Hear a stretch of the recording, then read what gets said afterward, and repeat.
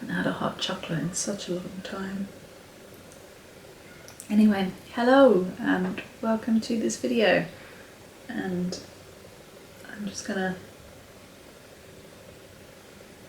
savour the hot chocolate. I tell you, that velvetizer was a bloomin' good purchase.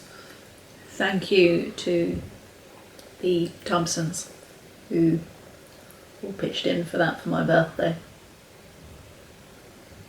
because I love it.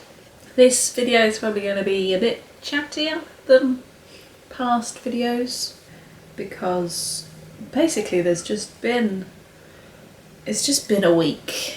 I think I mentioned it before, but work is not very nice at the moment. There's too much going on and I'm only one person to do it all. So this week in particular has just been incredibly busy and I'm very tired. So the chocolate is going to help me greatly. As I said in the Back to the Future video last week, which I'll link up here if you haven't seen it, all the theatre trips have all sort of come in one little block. So this week I went to see Lion King with my brother Adam. And the only thing I filmed from that part of the day was this panning shot of the outside of the Lyceum Theatre where Lion King is and has been since 1999, we found out. So yeah, that was my brother's birthday present and the first theatre trip that I've actually booked, and it's stayed on the same date without any what's the word I'm looking for? Words are going to be a struggle today. Not relocation, rescheduling. That feels like a win and like things are getting a bit better. So Lion King, I've seen it before, but my brother hasn't. And for years I wanted to take him to it because, as I said, it's one of the longest running musicals on the West End. But the tickets for Lion King are quite expensive and there was no way I was going to go and take him to it without sitting in the stalls, just because of some of the stuff that happens in the show. Being in the stalls is just way better. As I owed him half a present from the year before, 2020, I sort of combined the two and got them these tickets this time. And we were actually in row C of the stalls, so we were 3 rows from the front and very close. I was on the very far right of the theatre, so I was right on the end. So I did have a bit of an obscured view of the stage. Not a lot, I didn't miss a huge amount. And as I'd seen it before, it didn't make much of a difference to me. And I think Adam's view was obviously slightly better because he was one in from me, but he would have also had a slightly obscured view. But Lion King is a story we know very well because of Disney. So it's not like we missed a huge amount by having that obscured view. Plus, I did have a man dressed as a goat sing at me because I was right by the door. So that was very fun and exciting for me. As I mentioned, Lion King has been running for like 23 years or something, and it's still a really impressive show. The way that they do all of the animals and all of the sort of puppetry of them is still very clever and not something that's done often or much since. You can see why it's run for so long. Plus, as I mentioned, it's a story that everybody knows and a lot of it's in movement rather than in speech. So if you're a foreign tourist coming in and English isn't your first language, you're going to be able to follow this musical. So it makes sense why it's done so well and why it's still so packed out crowds like it was yesterday. The thing I find about it, and it is close to being the best Disney show I've seen, I'm always going to say Mary Poppins, which again I'll link up here because that's got such a huge nostalgia factor for me as well. But the thing with Lion King is I just think it takes itself a little bit too seriously for me. You've got people dressed as grass and they're not even doing it sort of tongue-in-cheek. It's all very serious and sombre with it. And it does make a nice aesthetic, but they're dressed as grass. You've got to see the amusement in that slightly, and I'm not sure it does. That being said, it's still a really, really good show and I would recommend people going to see it. said, I mean, that's the second time I've seen it, so can't think it's that bad. That's what we got up to yesterday. Also, I would say where we sat, the sound mix wasn't quite as good, so we were right by some speakers, but those speakers were very much the background of the songs. It only really affected the songs, where we lost the lead vocals a little bit. But again, I think that's just where we were sat in the auditorium.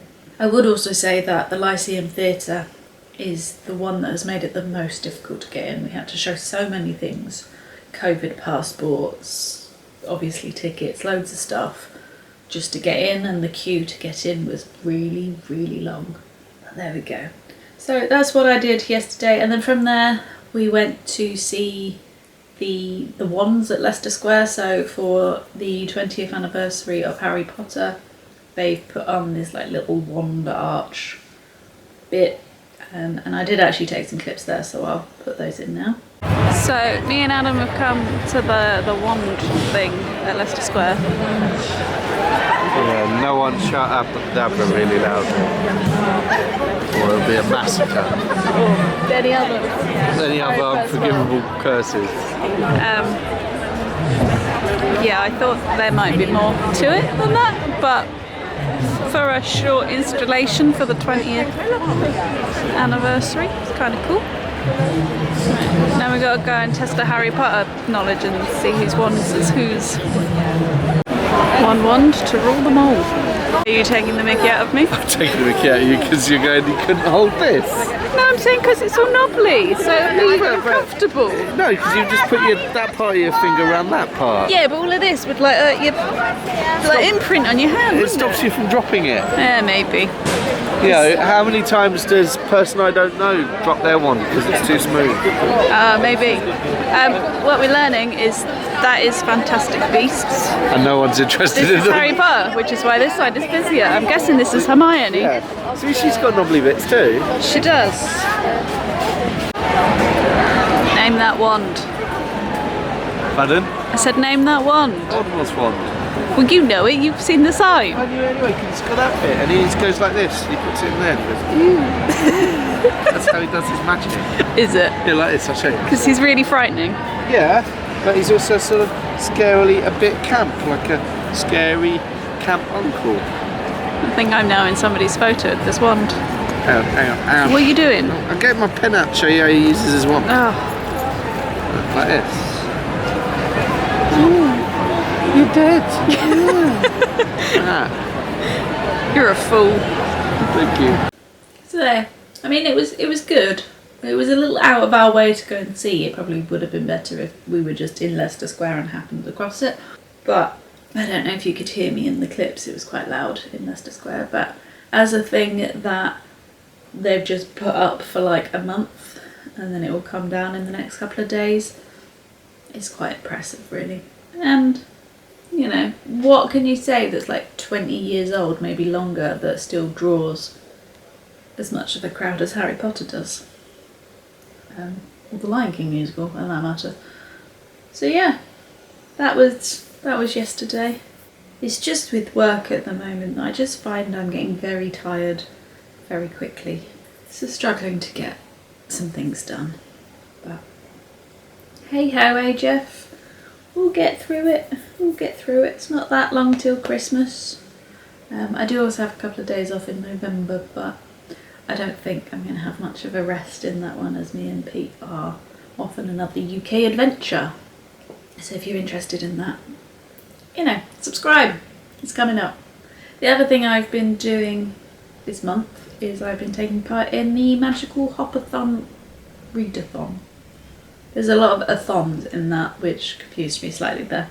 So Rachel at the channel Rachel Keris, if you're on BookTube, I'll link her channel below anyway if you're interested. She created this readathon to celebrate the 50th anniversary of Magic Kingdom and Walt Disney World in Florida. And as a big Disney fan and as a big book fan, I thought this was suited to me perfectly. I've never taken part in a readathon before, but I thought, why not give this one a go? So for each park you complete 3 prompts of books to make sure that you fulfill an attraction, a snack and a show. I'll probably go more into detail about it in my book review, which is coming out on Wednesday, I believe, or the Wednesday after, I can't remember. But the eagle-eyed of you out there will notice that it was supposed to come out, or I missed a Wednesday video last week. That's because it was going to be this book review, but I didn't feel filming it 10 days before the end of the month when I'm doing a readathon was very useful. So there will be a video for the next 2 Wednesdays instead of every other, just because I wanted to move that book one. I've never done that before. I really ummed and ahed about it and then thought, do you know what, it's my channel. If I want to do it, that's what I'm going to do. I've got one more book to read to finish the prompts for Epcot, and then I would have completed Magic Kingdom and Epcot during the month. And if I'd thought about it more, or if I'd known about readathons and done readathons, then I probably wouldn't have picked some of the books that I've read this month, just because of the sheer length of them mainly. So I could have actually have got through some more of the parks and tried to do all 4. But I'm pretty happy to get 2 done considering what I started the readathon with and some of the other stuff. But I did also have a pre-planned October TBR to be read list that I have incorporated as much as I can in the readathon. So again, if you're interested in that, video's coming out soon, so make sure that you come back to see that one. But yeah, not a lot else has been going on really in our life, has it, Jeff? Nope. We've not done that much on weddings. We've not done that much on decluttering, which is the other task that we have, and we've mainly worked, read and just laid and watched things on TV. We've watched Squid Games. We're about to start You, the latest series. And I've been watching a lot of reality TV because I'm very much into Strictly, as you know. Tuesdays is now Bake Off Day, and as and when I can, I've been watching RuPaul's Drag Race UK.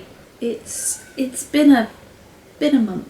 As I say, I'm very much looking forward to Christmas, where I get a 2-week break and probably use it mainly to sleep. But I don't want to whinge because life is actually pretty good at the moment. I'm going to see lots of really good shows at the theatre, and life in the household here, although both of us are very busy at work, we've still managed to spend time together and do things and have a giggle. Jeff, as you can see, as it's getting colder, is getting cuddly again, so that makes me very happy. And I've read some alright books, so I may not be doing a lot, but the things I am doing, I'm enjoying a lot. So with that, I hope this video is okay, even though it was a bit more of a rambly, talky one. We do have some exciting plans coming up. As I say, we've got another UK adventure, so we'll have some videos from there towards the end of the year. And obviously Christmas is coming, so that means some lovely festive content. But if you've enjoyed this video, please give it a thumbs up. If you haven't already, please go ahead and subscribe, and I'll see you in the next one. Bye!